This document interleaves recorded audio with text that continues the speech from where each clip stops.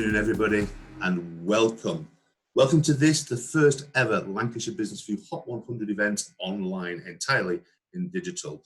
Normally we would have lunch with our Hot 100 guests, or perhaps breakfast with our Hot 100 guests. However you are joining us this afternoon, you are all more than welcome. Ladies and gentlemen, guest speakers and sponsors from Edge Hill University, Haworth's Chartered Accountants, and 20, representatives of the county's most profitable SMEs, and all our guests. Thank you for taking the time to join us today.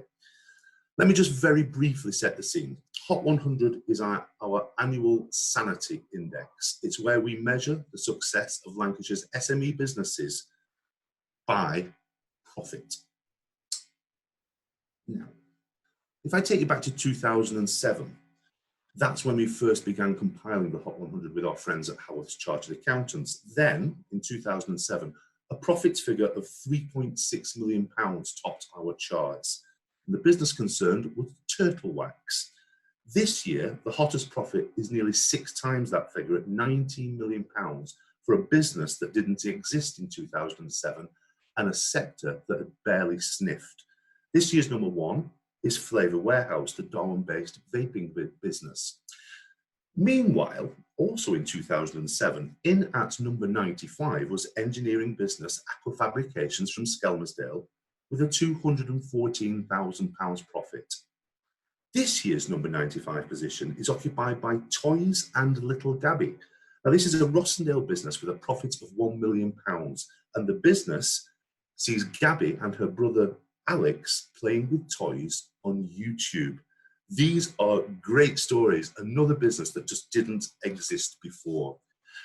Of course, with the Hot 100, we work a little bit behind the curve. The data we use is the most recently available to us, but it is about a year behind realities. And of course, new realities emerge each year, new challenges emerge too. And we've had notice of Brexit. That's one of our challenges, if still not quite the clarity business requires. But we had no such warning of the coronavirus pandemic. And dealing with one seismic shift in business realities was always going to be hard. Dealing with two simultaneously will stretch us all. Many of the directors' notes in the accounts we reviewed for this year's Hot 100 stated Brexit as a significant risk to profit.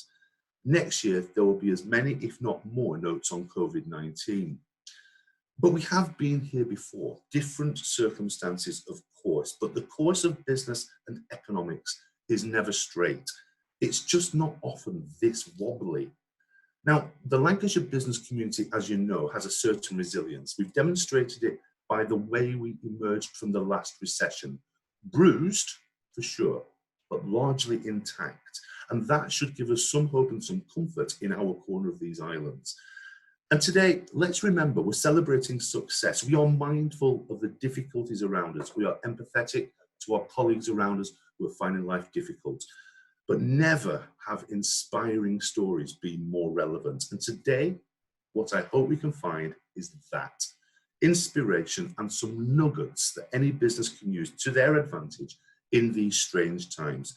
So ladies and gentlemen, with that in mind, I think it's time we cracked on. Would you please welcome, ladies and gentlemen, from Haworth's Chartered Accountants, Mr. Dean Rogers. And Dean and the team at Haworth have been compiling these Hot 100 data since 2007. Dean, how are you today? Very well, thank you. How are you? Yeah, very well, thank you. And welcome to this event, and lots of guests here to hear what we've got to say. I think the best thing I can start with, Dean, is it's a question we get asked. How do you compile the Hot 100 and what are the rules of engagement? Okay, so we compile the list using an online tracker which tracks all the public data available for each of the companies. We limit it on SMEs. So to get in, you have to have one of the three, turnover under 36 million, total assets under 18 million, employees under 250, and the two that go a little bit unnoticed are if you are part of a group, we only include the consolidated accounts, so usually the top of the group. And the other one is you have to file your profit and loss at Companies House, otherwise there's no way we can find it. So the main sort of reasons they're in the list. Okay, how we do see there is always a movement in the makeup of the Hot 100 year by year, and I wonder what did we notice between last year's, the 2019 version, and the 2020 version? What changed? So last year was an odd one. Last year we saw quite a few food producers. We saw quite a lot of manufacturers, clothing manufacturers creep in. This year those seem to have sort of faded away. It's taken up mostly with property businesses, whether that's residential or commercial property. But obviously you've still got the core of manufacture, which is what makes up Lancashire, really. And can we come to any reasoning why that kind of change has happened? Well, definitely with property, I think we can see over the years property has continued to increase in value, which a lot of these are made up of. It's changing valuations mostly. So I think we've seen that since we started doing it in 2007. Those property valuations have increased year on year, and they just keep going. Well, they did keep on going. Okay, so we have certain challenges facing us all in the next forthcoming months and years. Yeah. I wonder what kind of businesses we might expect to see emerge into the Hot 100, and possibly at whose expense? So next year, we might not see the full extent of the coronavirus. We will certainly see the full extent of the coronavirus with the notes in the accounts. But what we will probably see is more online retailers. I would expect the food markets to come back into this list, especially the ones selling directly to supermarkets. The expense will, I would guess, be the commercial property companies. I would expect to see them not where they are now, let's put it that way. And the manufacturers are struggling, or at least the majority of them. The ones that aren't changing the way they do things are struggling anyway. But fundamentally, how do you feel the strength of the Lancashire economy is geared towards turbulent times? Well, it's very well geared. There's money around. There are banks giving out the bounce back loans. There are facilities out there in Lancashire to help these companies, and there are people on the panel who can help. Dean, it's been an absolute pleasure. Thanks again for your tireless efforts in pulling together what is the Hot 100.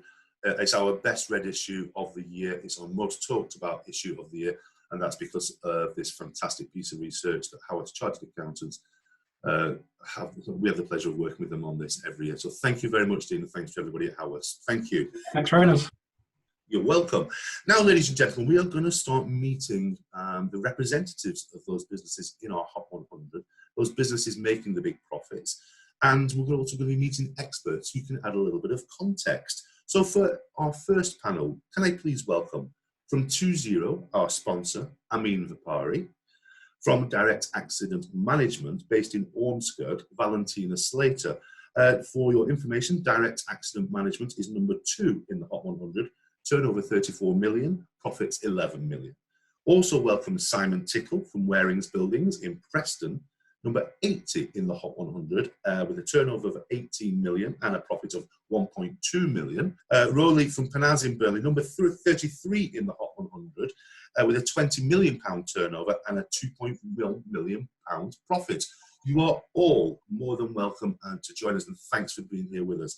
I'd like, if I may, to start with you, Amin Vipari. I mean, you're kindly one of our sponsors, and you're from 20. I wonder if you could just tell our audience and our panel, just what is 20 there for, and where you fit in the context of what we consider to be the Hot 100 group of businesses.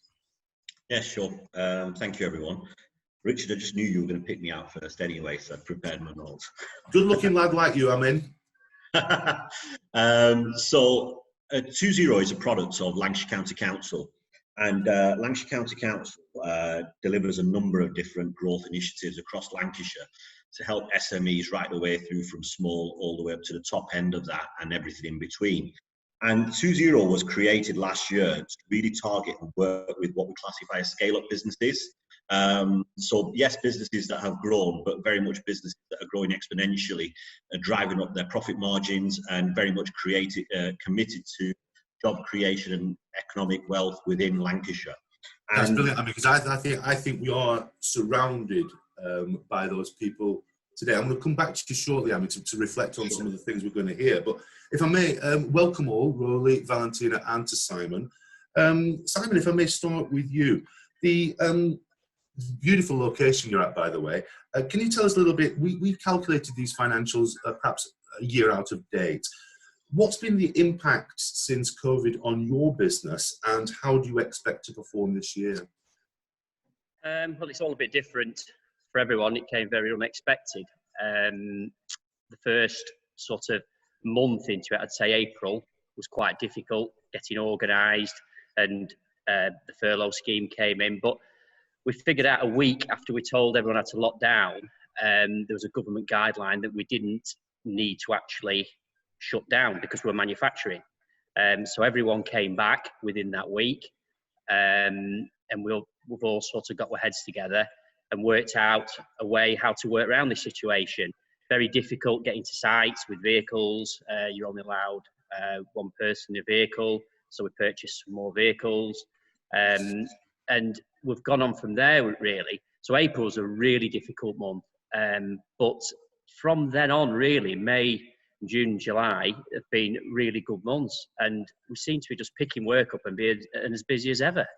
I mean, doubtless you'll have been looking at your cash flow forecasts and thinking hard into the future. Have you had to change the way you've approached business, or your mindset, or your even your ambition?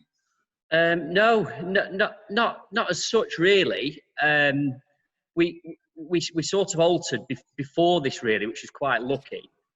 We had a spell of working for big construction firms, doing lots of tenders for them, and we seem to be getting used, really, to do tenders, to work out tenders, and they weren't using us. Then we were going out to a Dutch auction at the end. So we decided to do everything ourselves. We employed a local ground worker, a local building firm, an electrician, and we put a package together. And we're now trying to deal with the client and help the client out to give him what he needs. Absolutely. And it really seems to be working.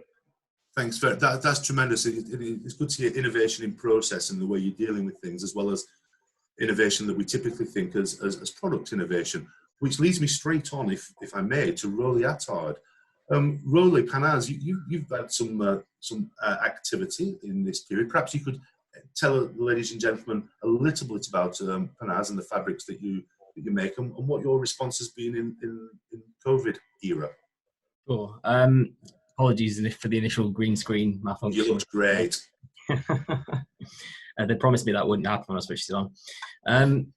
So it's obviously been a tough few months. I mean, we're a contract fabric manufacturer that specialise in the hospitality, healthcare, and workspace areas.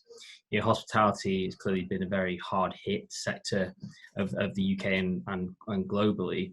So and being a manufacturer, obviously manufacturing with social distancing measures, elements like this in place has been its own unique challenge. So there's been a multitude of different challenges that we've needed to overcome.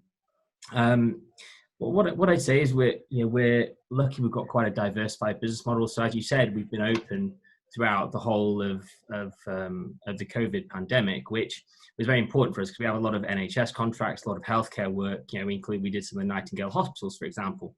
So for us, it was very important for our customers that that we keep supplying and keep going. So we have been in the office the entire time to some degree, and operationally we've been active. But obviously it's been certain challenges we've had to overcome. So as I said, hospitality is has been difficult. So we've used the opportunity to innovate, really. So with a few technical innovations, we've done quite a lot of automation improvements, as well as starting a face covering business and an antimicrobial spray business, utilizing our a technology that we've already developed. So we're planning on coming out of this whole situation stronger, and it's but it's certainly been a challenging environment. As you have a significant part of your turnover is in export, Rolly. How are you framing your export aspirations over the next year or two? Mm-hmm. So yeah, as you said, we do a large amount of export. We won a Queen's Award for export previously, and I think with Brexit looming around the corner, I've been working a lot with Bays, for example, on a panel. So and people have communicated well. But if we have a hard Brexit, it's going to make exporting, and importing to that matter significantly, more challenging for British companies. So, I think we put a lot of pressure on, and an emphasis on our export markets for development, and that won't change because our expectations haven't changed. But certainly, there's going to be more challenges to come. Thank you very much. Valentina, we had a brief conversation the other day. Perhaps you could tell us, I'll just say this, you're top of the tree in today's terms. You're the number 2 on our list, £34 million turnover, £11 million profit, and business is good. Yes, well, good afternoon, everybody. I am happy to report that business is good. We were classed as an essential business to start with because we provide lots of vehicles to food couriers, key workers, whatever. So we quickly put into place a shift system. So 50% of the staff did the whole social distancing. We managed to keep some people on the road by phoning in advance to see did people want to sort of interact with them, and obviously if people didn't, fair enough. But the first month we did 55% of what we do normally, which is interesting, with 30% of the vehicles on the road. So accidents are not caused by volume. There are definitely bad drivers out there. And in May we did 93%, and last month we did 130%. So, the world has gone mad in lots of different ways, but, we have continued, and, it sounds awful that you've benefited in this situation, but, the business has benefited, and I'm proud to say we didn't furlough anyone, we didn't make any redundant. So, I think, and everybody here and across the country where we have depots has been amazing. So I think it is that whole sort of war effort type thing, isn't it? Everybody pulls together, but we certainly had that here. And when you look now to the next year or so, I mean, obviously the market's going to change again slowly. When you look forward, where do you expect you'll be standing in a year or two, Valentina? Well, I think that any hole we may have had due to sort of March, April time will have been filled, and I've already taken on 2 people during this period. I've got another 5 starting in the next couple of months selling on the road. So, I'm expecting that, things will be looking good and we'll be up and we'll get that number 1 position back. Thank you. It's a fine ambition, and so it's it's the accident management business versus the vaping company. And there's only one way to find out, ladies and gentlemen. We'll find out this time next year. So that's a challenge. The gauntlet has been laid down. I love it. This is what we want. I've got questions in from the audience. I'm going to combine questions from Anthony Rishton, Caroline Richardson, and Mick Corrigan. But broadly speaking, no, not Mick Corrigan, I beg your pardon, Tracy Bedwell. Broadly speaking, the times are a bit tight out in the market, despite how we're doing. What's your approach to keeping your staff engaged in sort of training and learning? Simon? Well, we're still trying to keep. It's quite difficult at the minute to bring people in and keep the staff trained. But what we're doing it over calls like this, really, making sure that staff are still up to date with what's changing. It's an ever-changing world, and all our new machinery that we're invested in, they're all to be trained on that. So we're doing it basically with these sorts of calls. Thanks. Valentina, how about you? How do you manage that part of your business? We've sort of approached it, I think, probably as everybody else has, but I think we're going to do it in a different way in the future. And one of the things that we've done as directors and team leaders is we've all done a lot of pre-prepared videos, if you like, that people can watch, and welcoming them to the company, telling them what it is that we're about. Because we deliver and collect vehicles where we've been training any reps on the road, we've now got perspex screens in between the driver, and so unfortunately you can't chat while you're actually being trained, but maintaining the meters distance. So I think that life will evolve in a different way, and not so certain people will carry on working from home so much, because I think that's a bit lonely, and I'm not so sure that's good for anyone. but maybe people will work from home 2 days a week. I'm not entirely sure, but because we've been in every day, we've maybe had something that's been slightly different. But certainly you'll hear people be sick of hearing my voice, and I'm not sure I'm so sick of it as well, but you know, just on videos and things like that. But at least there's something there when people initially start, they can meet the senior team, they know a little bit about what we're about. Let me assure you, Valentina, all our guests today are not sick of hearing your voice, and they'll be very disappointed when they're put out in this room in a minute. Roly, can I come to a slightly different question? This is the question that Mick Corrigan asked. It's a good question. With the benefit of hindsight and knowing what you know now, what might you have done differently through the COVID era, through those first 2 or 3 months?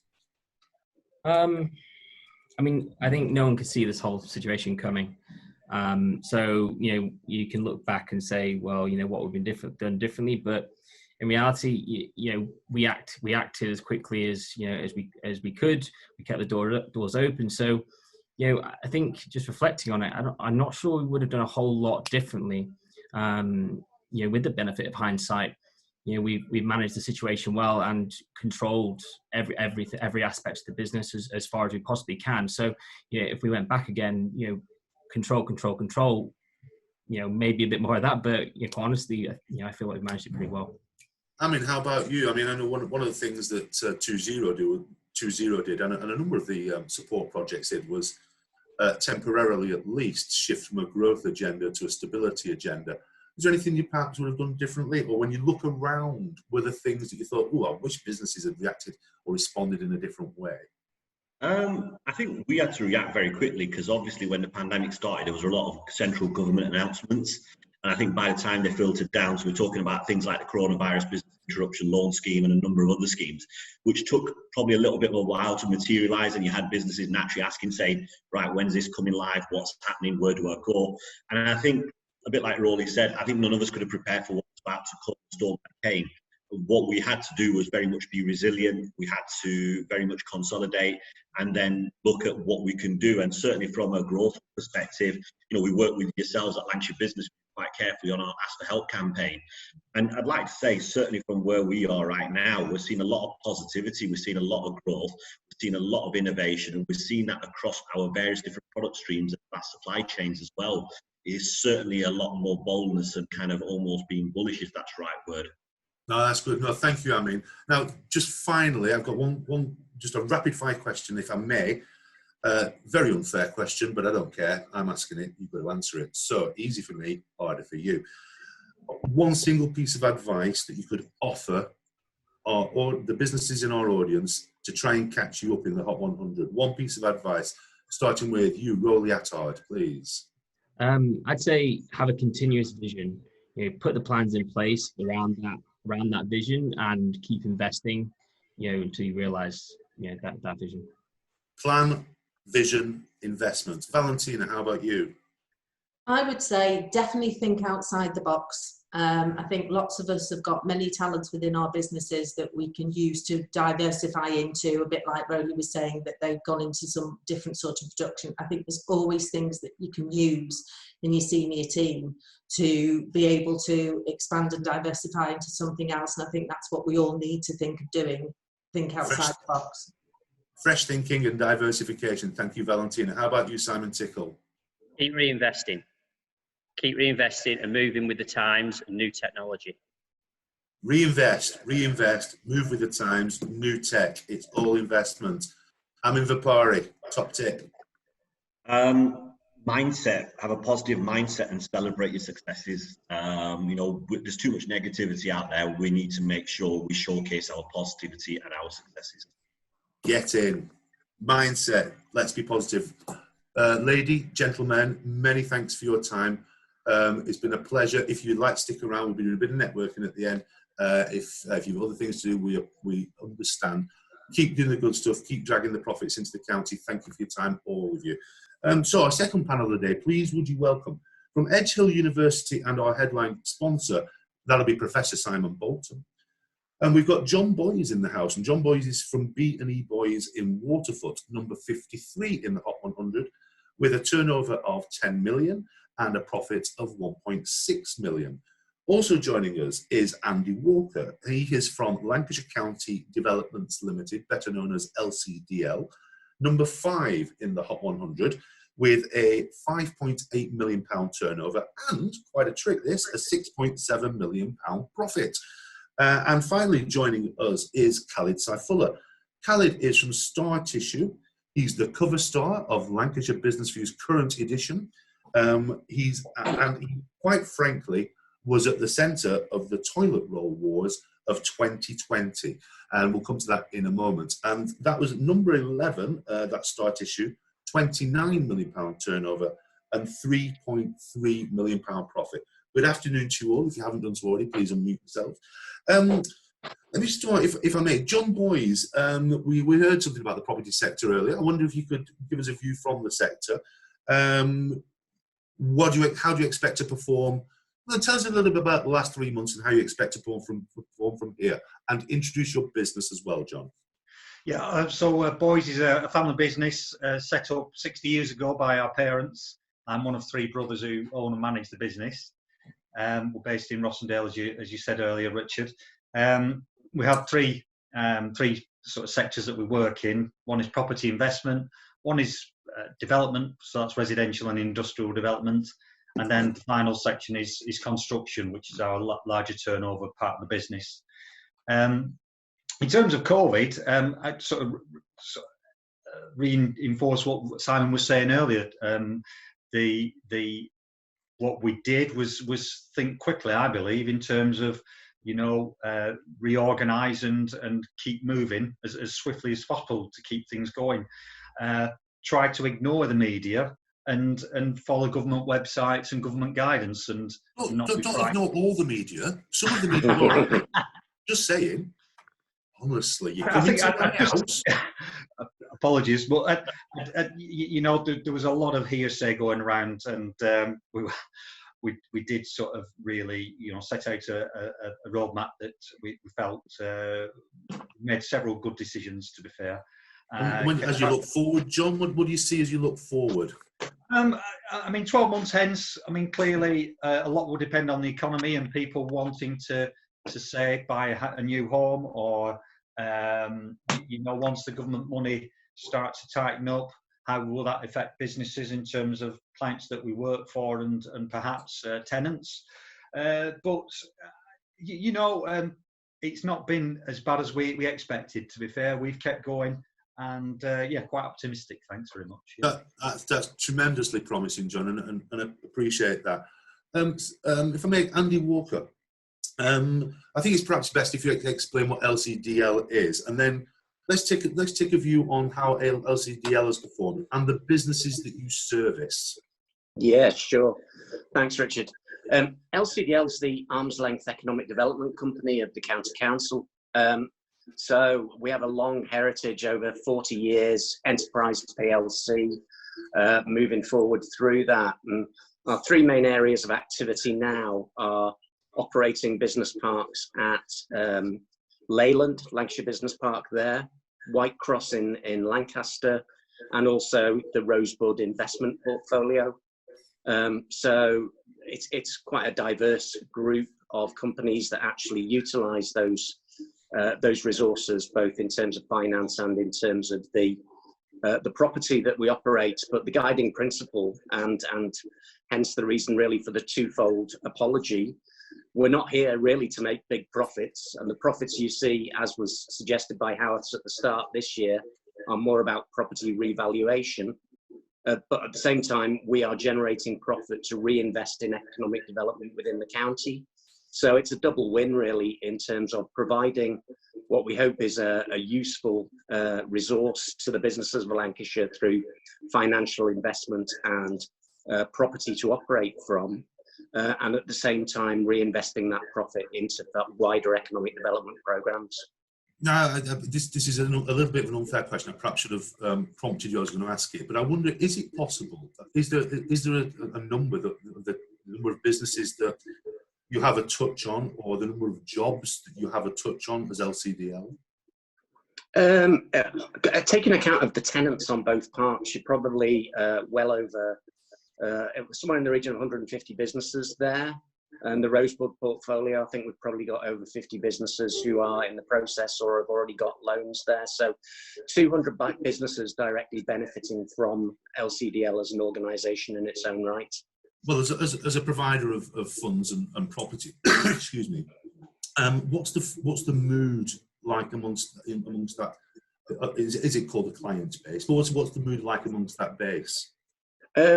I think it varies. I mean, Lancashire Business Park is on the whole a set of really big units let to larger organisations, and it's quite a good time to be the landlord of a toilet roll company and an Amazon distribution centre. You know, so they've done well. White Cross, a lot more smaller businesses, but some medium-sized industrial units there as well. And we are trying to think about what does it mean? What does COVID mean to those businesses? The majority have kept using their facilities. Some have been working from home but touching in at their premises, and some have asked for rental deferrals, which we've been happy to grant, and hope that we can sustain those businesses as they come out the far side of the impact of the pandemic. Thanks, Andy. So you mentioned toilet roll businesses there. Khalid Saifullah, coincidentally, in the business of tissue. I wonder, Khalid, it's a story you've told me before, and it's one that does appear in Lancashire Business View. But I wonder if you could tell us what happened when the Twitter storm in Australia broke over the half-price toilet roll. What was the impact on your business, sir? Yeah, it's like the old saying, isn't it? When the shoe shine boy tells you what shares to buy, it's time to get out. We had basically everybody ringing us up on that Wednesday morning when this Twitter feed went viral, wanting toilet rolls. You know, people from homes and all sorts of different types of businesses. It clogged the telephone lines, made it difficult to operate our business because we were dealing with a day-to-day business, full order book anyway. So, we just had ridiculous questions as to, can we buy toilet rolls? So which toilet rolls do you want? Any? Just send us any you got. Okay, how many do you need? Whatever you've got. Those kinds of sort of questions and answers we were dealing with. So, our staff was inundated and putting orders on the system. But equally, as I mentioned in my article as well with yourself, Richard, it was just, people wanted to cash in as quickly as possible. And our target market is not really products in the home. We service the professional hygiene market, so all our products are away from home. So we're in the medical, catering, hospitality, food industry, those sections. So our products you won't find on the Tesco shelves, but you'll definitely find our products in their bathrooms and in their warehouse. The best so we had a very specific impact on your business through COVID, and a slightly odd impact. But I wonder if you can, as things settle down a little bit, can you cast forward? I notice you're still investing. Are you feeling confident, Khalid? Yeah, no, I am feeling confident. I mean, COVID is obviously something that's happened. It's outside all our control. I don't think many businesses could plan for it or for it happening. So, what we've done in our business is focus on our plan. The investment that we've got ongoing at the moment was a result of our plan that was created 18 months ago. So we've continued on that path because we believe in the business. So yeah, I mean, we're in the process of now finishing off our second warehouse in the midst of all these disruptions, and we're just getting the floor ready for the production line to be delivered in 2 weeks' time. So really, those are plans of us going forward because, as I mentioned, we were running at full capacity. We've grown quite rapidly over the few years, but we felt this year we wouldn't be able to grow because we don't have any capacity to grow. We've got nothing more to sell. So we needed to make more products to sell more products. So which is why we've invested. So the new production facility is probably one of the best in the world. This is in a partnership with two American and Italian company. So it allows us to make products better and faster than most of our competitors in the UK. Thanks, Khalid. Simon Bolton, Professor Simon, if I may. We're hearing a lot about investment. We're hearing very positive stories from across all the sectors represented today. We have property, we have manufacturing, we have finance, and we have all kinds of different representation. You work largely with businesses which are seeking to grow. What's the mood that you're feeling from those that you speak to, and your own experiences within the university? Well, I think it's two things. I think we see a lot of its mindset. There's several themes that have come up as we've been talking in the two groups. Is that those companies who are reacting quickly and understanding the changing customer requirements are coming out of the challenges quicker. I think that, you know, we've talked about being proactive, you know, all the businesses who are in the Hot 100 are proactive, they're not reactive. They've got a plan to invest and seek support. We work with one of the things that I think I want to really stress, we work with Andy Walker in the lab, is that successful businesses come to us to become more successful. And many of the businesses who are on show we've worked with. And I think that many of the panel members have highlighted that they've sought support from multiple things. They're reacting against changing customer requirements. We've been a discussion about productivity. I think we're going to see, coming out of this, companies are going to be more productive. Yeah. Because it's forced us to rethink some of our practices. Many of our guests have talked about investment. That investment is to become more productive, more profitable. So I think that it's going to underpin what the LEP and Boost have been doing, and what all the universities are trying to support in the region, is as how we embed more resilience within our businesses. Okay. So I think thank you very much. That's tremendous. Thank you, Simon. I'd just like to come on to questions from the audience, if I may. I've got this one is this is from Nicola Martin, and it's about technology, really, because we've talked about technology, and it's something I like to talk about Lancashire being an attractive place to live and work. Do you think that the fact that we're able to do this kind of thing is going to be to the county's benefit, or does it make us more vulnerable to outside prey? John Boyes, what do you think? I think it's been a fantastic asset, and yeah, we've run with Zoom and Teams, for instance. What I would say is I do think the human touch is important, and we can't lose sight of that, and the personal aspect to it. Just sometimes it's just the small talk, you know what I mean, the customer, and you get to know them that little bit better than you do on maybe a Teams meeting. But yeah, happy to run with it, and carry out a lot more training virtually since COVID. That's great.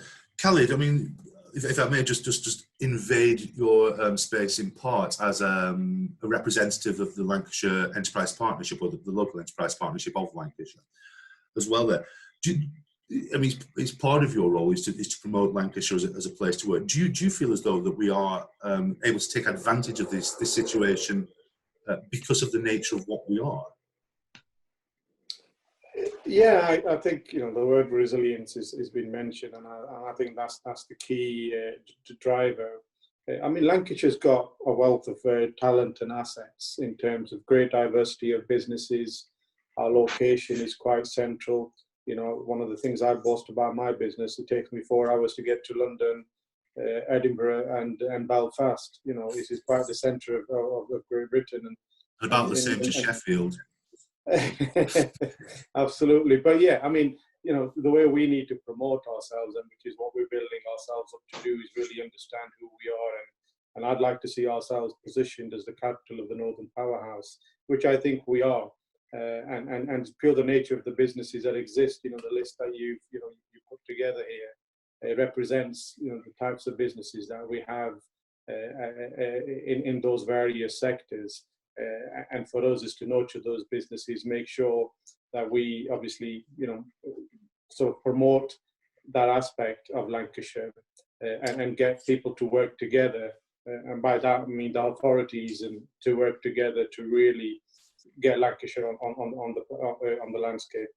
Thanks, Khaled. I'd like to thank you for writing the headline. I want Lancashire to be the capital of the Northern Powerhouse. Bring it on. No arguments from anybody in this room.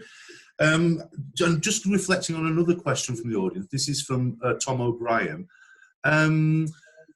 It would be great to hear what the companies are doing in the employee wellbeing space. Andy, this is becoming an increasingly important consideration for all our businesses, and particularly at this time. Are there strategies or thoughts that we should be engaging? I think we're moving to a space which is sort of beyond traditional business support, where we need to think about things like employee wellbeing and employee health, and make sure that those products and those services are available through the same networks, things like Boost, that have traditionally just run, things that are about the growth of your business. So we're working increasingly with public health colleagues about what advice is available online.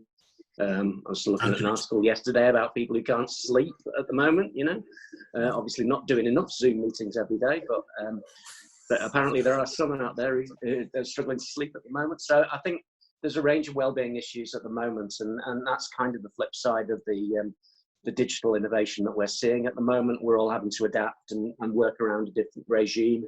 But I think there is a lot of help and free help out there for people who can look for it in their businesses. Thank you for that. Perhaps Abby, you could, if you get it. Sorry, Abby's in the background on this project. Abby, perhaps you could just put the phone number up for the Boost hotline, and it is a number you can call, not just with business issues. If you've got issues, mental health issues, you can make that call and they will signpost you in the right direction. Is that fair to say, Andy? Yes, absolutely. Right. Very, very quickly, and finally, your top tip, ladies and gentlemen. There are best part of 100 businesses signed up to this event. They all want to be sitting in these seats because that means they're all making big money profits or good money profits. So, top tips on how to catch you up, John Boys. Take the long-term view, reinvest, and that includes your people. Good man. Khalid Saifullah.